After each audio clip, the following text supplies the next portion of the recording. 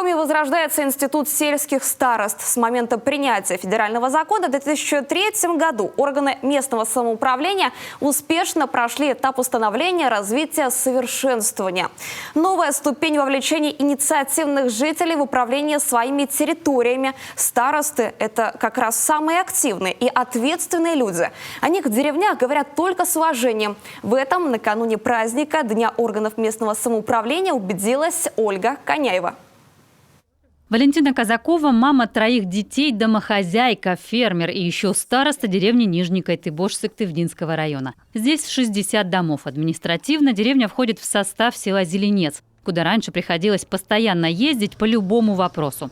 3 года назад на общем собрании жители выбрали старосту, единогласно проголосовали за Валентину. Человек она общительный и активный. Сейчас собирает подписи за газификацию деревни.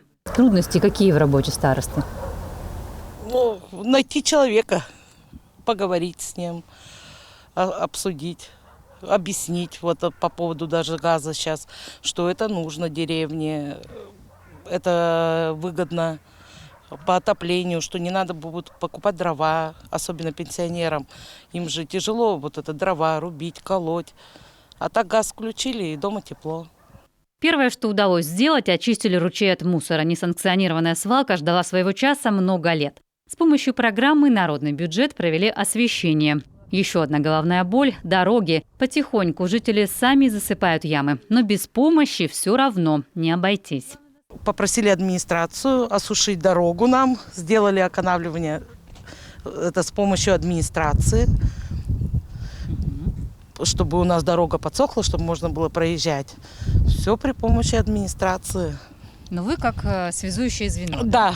Институт сельских старост возрождается по всей стране. Их по праву считают правой рукой местной власти. Это уважаемые в деревнях люди. Знают все чаяния и беды односельчан, ратуют за развитие родного поселения, как правило, отдаленного от административного центра. В Коми таких уже 190 человек. В деревне Пустошь Сысольского района благодаря старости появилось современное светодиодное освещение. Валентина Тихонова этого добивалась долго.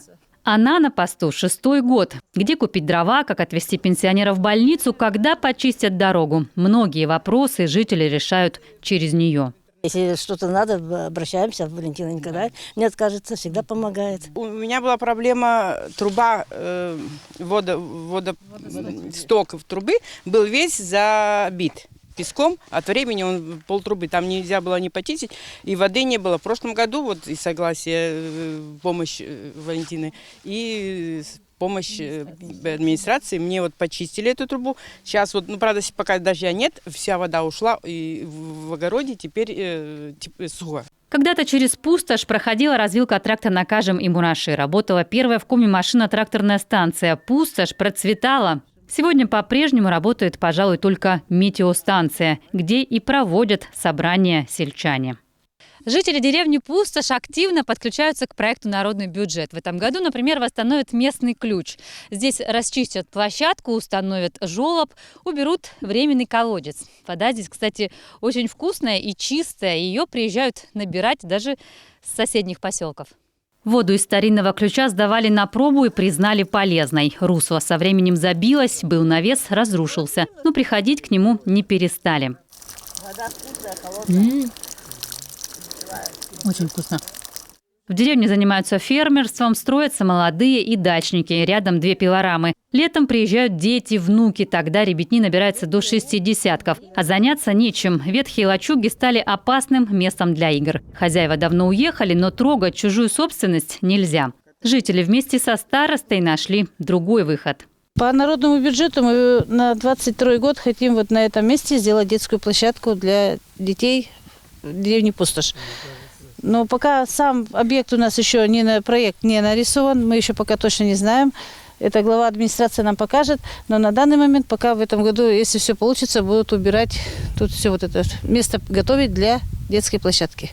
Есть и вопросы пока без решения. Жители просят организовать торговлю хоть на несколько дней в неделю. Тяжело за хлебом в соседнюю деревню ездить. Также я, как староста, участвую в мероприятиях ГО и ЧС. У меня есть 3 объекта, по которым в случае чрезвычайной ситуации у меня есть 3 объекта. Я могу этому человеку позвонить, он оповестит один конец по деревне, второй объект, второй конец, и третий – это мой. А еще контроль за соблюдением правил пожарной безопасности, качеством разных услуг, помощь в проведении праздников и собраний, информирование в случае выхода диких животных. Всегда держать руку на пульсе. Работа старосты хоть и общественная, но очень ответственная. Ольга Коняева, Роман Боровиков, телеканал Юрган.